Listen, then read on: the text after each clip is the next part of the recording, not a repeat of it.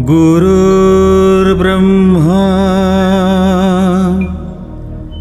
गुरुर्विष्णु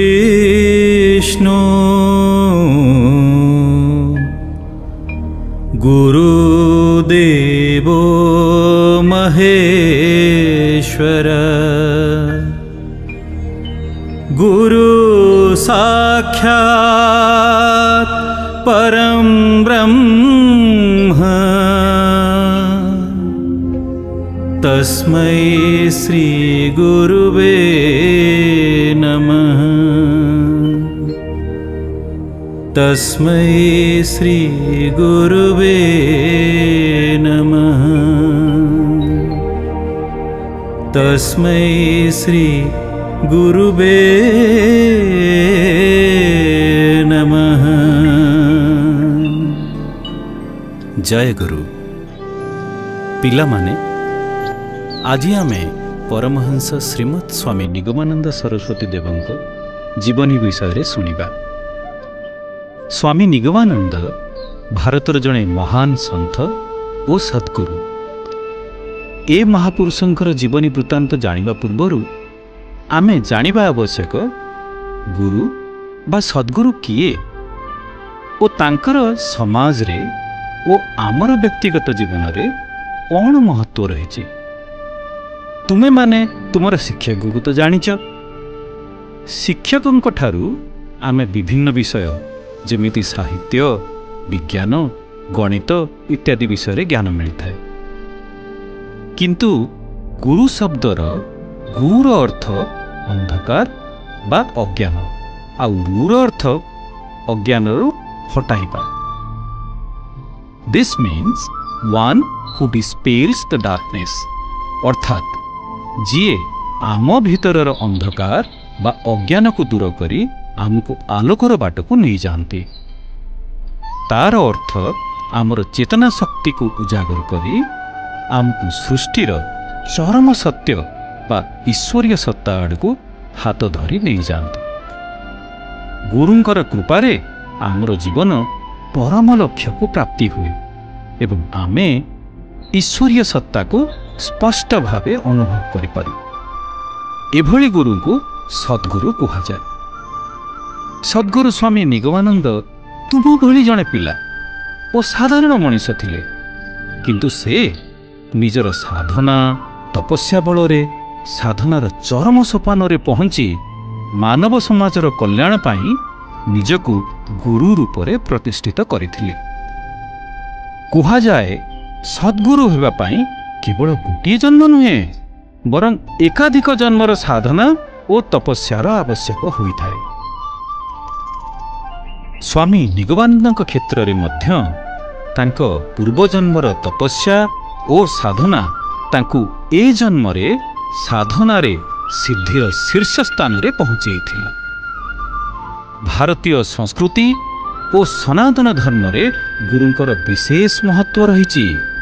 गुरु को साक्षात परम ब्रह्म बा ईश्वरंक स्वरूप भाव रे ग्रहण करा जाए। गुरु ही शिष्य मानन को आध्यात्मिक मार्ग रे प्रेरित करती और जीवनर सर्वश्रेष्ठ लक्ष्य मुक्ति पथ को नहीं जानती। एबे आस आमे गुरुजी ठारू स्वामी निगमानंद जीवन कहानी सुनिबा। प्रणाम गुरुजी। प्रणाम। पिला माने आज तुमे माने आम देशर जड़े महान सन्थ एवं सद्गुरु स्वामी निगमानंद विषय रे सुनिबो। तुमे माने प्रस्तुत तो? हाँ आमे प्रस्तुत। हेले गुरुजी मोर गोटे प्रश्न अच्छे। हाँ पचार। आध्यात्मिक मार्ग कौन? आमको आध्यात्मिक मार्ग कौन पाई अनुसरण करबा दरकार? भल प्रश्नटिए। आत्मार अध्ययन बा अनुसरण को आमे आध्यात्मिक कहि थाउ। आम शरीर भितर जो जीवन शक्ति रही जहा पाई आमे जीवित अछु ताकू साधारणतः भावे आमे आत्मा बोली कहि थाउ। सेही आत्मा विषय जानिबा तार स्वरूप को चिन्हिबार चेष्टा को ही आमे साधारण भावे आध्यात्मिक पथ कहि थाउ। तेबे से पथर अनुसरण आम मानक पई कोन आवश्यक? हाँ जेमिति तमे गोटे जलबिंदुटीए देखुछ ସେ ଜଳବିନ୍ଦୁଟି ଅସଂଖ୍ୟ ଜଳବିନ୍ଦୁ ସାଙ୍ଗରେ ମିଶି ଜଳଧାରାଟିଏ ହେଉଛି। ସେହିପରି ବହୁ ଜଳଧାରା ମିଶି ନଦୀଟିଏ ହେଉଛି ଏବଂ ନଦୀଟି ଶେଷରେ ମହାସମୁଦ୍ରରେ ମିଶି ଯାଉଛି। ଠିକ୍ ସେହିପରି ଜଳବିନ୍ଦୁଟିଏ ପରି ଆମର ଆତ୍ମା ଶେଷରେ ମହାସମୁଦ୍ର ଭଳି ପରମାତ୍ମାଙ୍କ ସାଙ୍ଗରେ ମିଶିଯାଏ। ତେବେ ସେ ବାଟଟା ସିଧା ନୁହଁ, ଅଙ୍କା ବଙ୍କା ଓ ମାୟାର ପ୍ରଭାବରେ ବହୁତ ଜଟିଳ। ସେ ଜଟିଳ ରାସ୍ତାକୁ ବୁଝିବା ପାଇଁ ଆମ ଋଷି ମୁନିମାନେ ବହୁ ବର୍ଷ ଧରି ସାଧନା ତପସ୍ୟା ଏସବୁ କରିଆସୁଛନ୍ତି।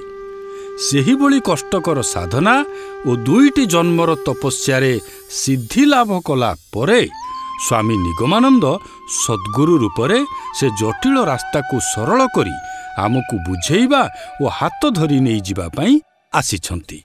ସ୍ୱାମୀ ନିଗମାନନ୍ଦଙ୍କର ପିଲାଦିନ ନାମ କ'ଣ ଥିଲା? ସେ କୋଉଠି ଜନ୍ମ ହୋଇଥିଲେ? ପିଲାଦିନର ନାମ ଥିଲା ନଳିନୀକାନ୍ତ। ମୁଁ ତୁମକୁ ତାଙ୍କର ପିତାମାତା ଓ ଜନ୍ମ ବିଷୟରେ କହୁଛି। ସ୍ୱାଧୀନତା ପୂର୍ବରୁ ବେଙ୍ଗଲ ଗୋଟିଏ ପ୍ରଦେଶ ଥିଲା, ଯାହା ଏବେ 2ଟି ଅଂଶ ହୋଇଯାଇଛି। ଗୋଟିଏ ଅଂଶ ବାଂଲାଦେଶ, ଏକ ସ୍ୱତନ୍ତ୍ର ଦେଶ, ଆଉ ଦ୍ୱିତୀୟ ଅଂଶ ହେଲା ପଶ୍ଚିମବଙ୍ଗ, ଭାରତର ପୂର୍ବରେ ଏକ ପ୍ରମୁଖ ରାଜ୍ୟ। ସେହି ଅବିଭକ୍ତ ବେଙ୍ଗଲର ନଦିଆ ଜିଲ୍ଲାର କୁତବପୁର ଗ୍ରାମରେ ବର୍ତ୍ତମାନ ବଙ୍ଗଳାଦେଶରେ ଅଛି। ତାର ଭୈରବୀ ନଦୀ କୂଳରେ ଏକ ନୈଷ୍ଠିକ ଧର୍ମପରାୟଣ ବ୍ରାହ୍ମଣ ଦମ୍ପତି ଭୁବନ ମୋହନ ଭଟ୍ଟାଚାର୍ଯ୍ୟ ଓ ମାଣିକ୍ୟ ସୁନ୍ଦରୀ ଦେବୀ ବାସ କରୁଥିଲେ। ମାଣିକ୍ୟ ସୁନ୍ଦରୀ ଦେବୀଙ୍କ ଅନ୍ୟ ନାମ ଯୋଗେନ୍ଦ୍ର ମୋହିନୀ ମଧ୍ୟ ଥିଲା। ତାଙ୍କର କିଛି ସନ୍ତାନ ନଥିଲେ, ଆଉ ସେ ପୁତ୍ର ପ୍ରାପ୍ତିର ଆଶାରେ ସବୁବେଳେ ଈଶ୍ୱରଙ୍କୁ ପ୍ରାର୍ଥନା କରୁଥିଲେ। ଶେଷରେ ମାତା ମାଣିକ୍ୟ ସୁନ୍ଦରୀ ଦେବୀ ଗର୍ଭବତୀ ହେଲେ। ସେ ସମୟରେ ଉଭୟ ଦମ୍ପତିଙ୍କର ଅଲୌକିକ ଅନୁଭୂତି ମଧ୍ୟ ହୋଇଥିଲା। ଦିନେ ପିତା ଭୁବନ ମୋହନ ତାଙ୍କ ଶ୍ୱଶୁର ଘର ରାଧାକାନ୍ତପୁରରୁ ଫେରିବା ବେଳେ ଭୈରବୀ ନଦୀ କୂଳରେ ସନ୍ଧ୍ୟା ତର୍ପଣ ସମୟରେ ଏକ ଆଚମ୍ବିତ ଘଟଣା ଦେଖିଲେ। ସେ ଅନୁଭବ କଲେ ଆକାଶରୁ ଏକ ତାରା ଖସିପଡ଼ି ତାଙ୍କ ଦେହକୁ ସ୍ପର୍ଶ କଲା। ସେ ଦୌଡ଼ି ଆସି ମାଣିକ୍ୟ ସୁନ୍ଦରୀ ଦେବୀଙ୍କୁ କହିଲେ ଏକଥା। ଏହି ଘଟଣା ପରେ କିଛି ଦିନ ବିତିଗଲା। ମାତା ମାଣିକ୍ୟ ଦେବୀ ଏକ ସୁନ୍ଦର ସ୍ୱପ୍ନ ଦେଖିଲେ, ଯେଉଁଥିରେ ସୂର୍ଯ୍ୟର ଦେବତା କାର୍ତ୍ତିକେଶ୍ୱର ଏକ ସନ୍ନ୍ୟାସୀର ଛଦ୍ମବେଶରେ ଆବିର୍ଭୂତ ହୋଇଥିଲେ। ତାଙ୍କୁ ପ୍ରଣାମ କରିବାରୁ ସେ କହିଥିଲେ, ତୁମକୁ ଏକ ଅସାଧାରଣ ପୁତ୍ର ପ୍ରାପ୍ତ ହେବ। ପିଲାମାନେ, ଆମ ଦେଶରେ ଏଭଳି କିଛି ମହାପୁରୁଷ ଅଛନ୍ତି ଯେଉଁମାନଙ୍କର ଜନ୍ମ ପୂର୍ବରୁ ତାଙ୍କର ମାତା ପିତା ଏଭଳି ଅଲୌକିକ ଅନୁଭୂତି ପ୍ରାପ୍ତ କରିଛନ୍ତି। ତା ମଧ୍ୟରେ ଆଦି ଶଙ୍କରାଚାର୍ଯ୍ୟ, ଶ୍ରୀରାମକୃଷ୍ଣ ପରମହଂସ, ସ୍ୱାମୀ ବିବେକାନନ୍ଦ, ଚୈତନ୍ୟ ମହାପ୍ରଭୁ, ଶ୍ରୀ ରମଣ ମହର୍ଷି, ଗୁରୁ ନାନକ ଦେବ ଏବଂ ଆହୁରି ଅନେକ ସନ୍ଥ ଅଛନ୍ତି। ସ୍ୱାମୀ ନିଗମାନନ୍ଦ ମଧ୍ୟ ଏହିଭଳି ମହାପୁରୁଷଙ୍କ ମଧ୍ୟରୁ ଜଣେ। ଗୁରୁଜୀ, ତାହେଲେ କ'ଣ ନଳିନୀକାନ୍ତ ମହାପୁରୁଷ ହେବାର ପୂର୍ବ ନିର୍ଦ୍ଦିଷ୍ଟ ଥିଲା? ହଁ, ଠିକ୍ କହିଛ। ମୁଁ ଆଗରୁ କହିଥିଲି ନା, ଏଭଳି ମହାପୁରୁଷ କିଛି ଜନ୍ମର ତପସ୍ୟା ଓ ସାଧନା ବଳରେ ଜନ୍ମ ହୋଇଥାନ୍ତି। ତାହେଲେ ସେ ପୂର୍ବ ଜନ୍ମରେ କ'ଣ ଥିଲେ, ସେ ବିଷୟରେ ଆମେ ଜାଣିପାରିବା କି ଗୁରୁଜୀ? ନିଶ୍ଚୟ। ମହାପୁରୁଷମାନେ ସାଧନା ବଳରେ ତାଙ୍କର ପୂର୍ବ ଜନ୍ମ ବିଷୟରେ ଜାଣିପାରିଥାନ୍ତି। ସେ ନିଜେ ତାଙ୍କର ପୂର୍ବ ଜନ୍ମ ବିଷୟରେ କହିଛନ୍ତି। ନଳିନୀକାନ୍ତ ତାଙ୍କ ପୂର୍ବଜନ୍ମରେ ବ୍ରହ୍ମାନନ୍ଦ ଗିରି ନାମରେ ଏକ ପ୍ରଖ୍ୟାତ ସାଧକ ଥିଲେ। ସେ ଜଣେ ଦେବୀ ଉପାସକ ଥିଲେ ଓ ତନ୍ତ୍ର ସାଧନାରେ ସିଦ୍ଧି ଲାଭ କରି ପୁସ୍ତକ ରଚନା କରିଥିଲେ। ବ୍ରହ୍ମାନନ୍ଦ ଗିରିଙ୍କ ଜୀବନ ବିଷୟରେ ଆମେ ପରେ ଜାଣିବା। ଗୁରୁଜୀ, ଆପଣ ନଳିନୀକାନ୍ତଙ୍କର ଜନ୍ମ ବିଷୟରେ କହୁଥିଲେ। 1880 ମସିହା ଶ୍ରାବଣ ମାସ ଝୁଲଣ ପୂର୍ଣ୍ଣିମା ମାନେ ଅଗଷ୍ଟ 18 ତାରିଖ 1880 ମସିହା ରାତି 2 ଘଣ୍ଟା ସମୟରେ ମାଣିକ୍ୟ ସୁନ୍ଦରୀ ଓ ଭୁବନ ମୋହନଙ୍କ କୋଳ ଉଜ୍ଜ୍ୱଳ କରି ଜଣେ ପୁତ୍ର ସନ୍ତାନ ଜାତ ହେଲେ। ଭୁବନ ମୋହନଙ୍କର ଗୁରୁ ଥିଲେ ଭାସ୍କରାନନ୍ଦ ସ୍ୱାମୀ। ସେହି ପୁତ୍ରର ନାମ ରଖିଥିଲେ ନଳିନୀକାନ୍ତ।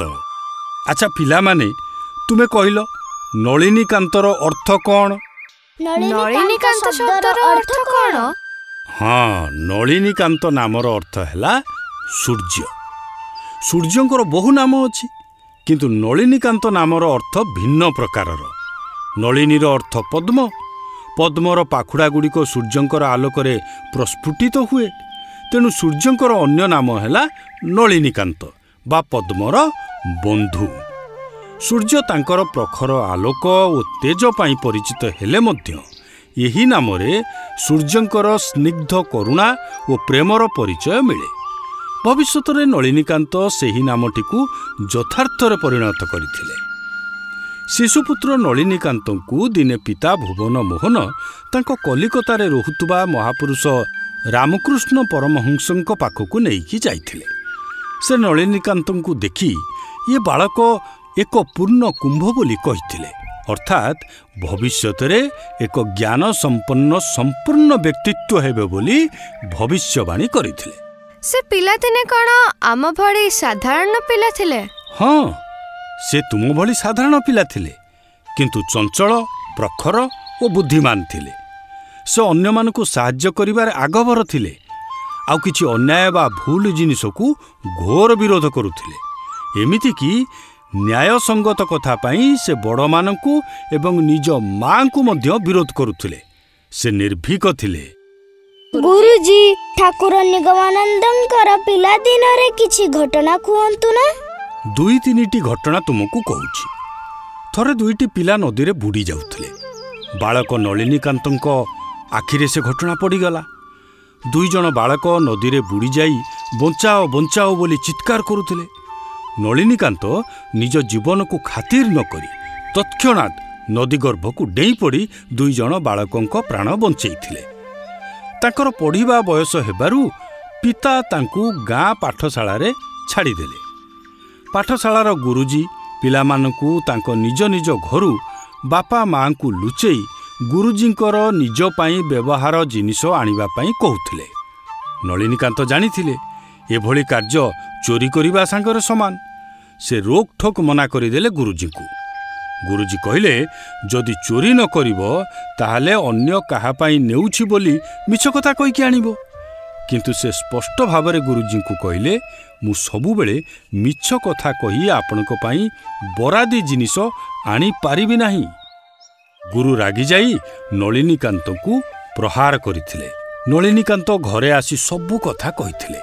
ତାପରେ ପିତା ଭୁବନ ମୋହନ ତାଙ୍କୁ ସେ ସ୍କୁଲରୁ ବାହାର କରି ଦରିଆପୁର ଇଂରାଜୀ ସ୍କୁଲରେ ଭର୍ତ୍ତି କରିଥିଲେ। ଯାତ୍ରା ମାନେ ନାଟକ ଓ ସଙ୍ଗୀତ କାର୍ଯ୍ୟକ୍ରମ ଦେଖିବା ଓ ଭାଗ ନେବାରେ ନଳିନୀକାନ୍ତଙ୍କର ପ୍ରବଳ ଆଗ୍ରହ ଥିଲା। ସେ ସାଙ୍ଗମାନଙ୍କୁ ନେଇ ସୁଯୋଗ ମିଳିଲେ ଯାତ୍ରା ଅଭିନୟ ଦେଖିବାକୁ ଚାଲିଯାଆନ୍ତି। ହର ପାର୍ବତୀଙ୍କର ଯାତ୍ରା ଅଭିନୟ ଦେଖିବାକୁ ନଳିନୀକାନ୍ତଙ୍କର ବିଶେଷ ଆଗ୍ରହ ଥିଲା।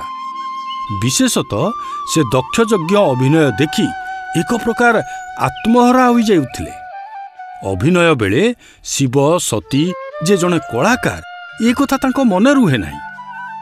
7-8 ବର୍ଷ ବୟସରେ ନଳିନୀକାନ୍ତଙ୍କର ଜୀବନରେ ଗୋଟିଏ ଆଶ୍ଚର୍ଯ୍ୟଜନକ ଘଟଣା ଘଟିଲା। ଭଟ୍ଟାଚାର୍ଯ୍ୟ ପରିବାର ଦେବୀ ବା ଶକ୍ତି ଉପାସକ ଥିଲେ। ତାଙ୍କ ଗୃହରେ ଚଣ୍ଡୀ ମଣ୍ଡପ ଥିଲା। ସେଠାରେ ପ୍ରତିଦିନ ମଙ୍ଗଳ ଘଟରେ ଦେବୀଙ୍କର ପୂଜା ସମ୍ପନ୍ନ ହେଉଥିଲା।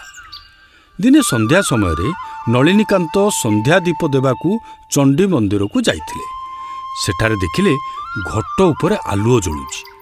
ସେହି ଆଲୋକ ମଣ୍ଡଳ ମଧ୍ୟରେ 10 ଭୁଜା ଦୁର୍ଗା ମୂର୍ତ୍ତି ଦଣ୍ଡାୟମାନ। ଏ ଅପରୂପ ଦେବୀ ମୂର୍ତ୍ତି ଦର୍ଶନରେ ନଳିନୀକାନ୍ତ ଭୟରେ ଚିତ୍କାର କଲେ। ସେ ମାଆଙ୍କ ପାଖକୁ ପଳାଇଗଲେ ଏବଂ 10 ଭୁଜା ଦୁର୍ଗାଙ୍କୁ ମଙ୍ଗଳ ଘଟ ଆଲୋକ ମଣ୍ଡଳରେ ଦେଖିଥିବାର କଥା କହିଲେ। ତାଙ୍କ ମୁହଁରେ ଡର ଆଉ ଆଶ୍ଚର୍ଯ୍ୟ ଥିଲା। ମା ଯୋଗେନ୍ଦ୍ର ମୋହିନୀ ସବୁ କଥା ଶୁଣି ପୁଅକୁ ଆଦରରେ ବୁଝେଇ କହିଲେ, ବାବୁରେ, ତୁ ଜଗଜ୍ଜନନୀଙ୍କ ଦର୍ଶନ ପାଇଛୁ। ମୁଁ ଯେମିତି ତୋର ମା, ସେ ସେହିପରି ଜଗତର ମା। ସେ ପରା ଆମର ଜନ୍ମ ଜନ୍ମାନ୍ତରର ମା, ଚିରଦିନର ମା। ମୁଁ ମରିଗଲେ ସେଇ ଜଗନ୍ମାତା ତୋତେ ଚିରଦିନ ପାଇଁ ସ୍ନେହ କରିବେ। ମାଆଙ୍କଠାରୁ ଏକଥା ଶୁଣି ବାଳକ ନଳିନୀକାନ୍ତଙ୍କ ମନ ଅତିଶୟ ପ୍ରଫୁଲ୍ଲିତ ହୋଇଗଲା। ସେ ପିଲାଦିନରେ ହିଁ ଦେବୀଙ୍କୁ ପ୍ରତ୍ୟକ୍ଷ ଭାବରେ ଦେଖିପାରିଥିଲେ, ତାହା କେମିତି ସମ୍ଭବ? ହଁ, ଏହି ଘଟଣାରୁ ଜଣାପଡ଼େ ଯେ ସେ ତାଙ୍କର ପୂର୍ବଜନ୍ମର ସାଧନା ବଳରେ ମହାମାୟା ଜଗତ ମାତାଙ୍କର କୃପା ପ୍ରାର୍ଥୀ ଥିଲେ। ତାହେଲେ କ'ଣ ଆମେ ବି ଦେବୀ ମାତାଙ୍କୁ ଦେଖିପାରିବା? ହଁ, ଅସମ୍ଭବ ନୁହେଁ। ତୁମେ ଯଦି ସେହିଭଳି ଶ୍ରଦ୍ଧା, ସାଧନା ଆଉ ଭକ୍ତି କରିପାରିବ, ତାହେଲେ ତୁମେ ମଧ୍ୟ କୃପାଲବ୍ଧ ହୋଇପାରିବ। ଆମେ ସମସ୍ତେ ହେଇପାରିବା। ତେବେ ସାଧନା ଆଉ ଭକ୍ତି ପଥରେ ସମସ୍ତଙ୍କ ଅନୁଭୂତି ଓ ଉପଲବ୍ଧି ଅଲଗା ଅଲଗା ହୋଇଥାଏ। ନଳିନୀକାନ୍ତ ତାଙ୍କ ପୂର୍ବ ଜନ୍ମରେ ଜଣେ ତନ୍ତ୍ରସିଦ୍ଧ ସାଧକ ଥିଲେ, ଆଉ ଏ ଜନ୍ମରେ ସେ ସଦ୍ଗୁରୁ ନିଗମାନନ୍ଦ ଭାବରେ ଆମକୁ ଭଗବାନଙ୍କୁ ଉପଲବ୍ଧି କରିବାର ବାଟ ବି ବତେଇଛନ୍ତି। ତମେମାନେ ସେ ବାଟରେ ଚାଲିବାକୁ ପ୍ରସ୍ତୁତ ତ? ଗୁରୁଜୀ, ତାପରେ କ'ଣ ହେଲା?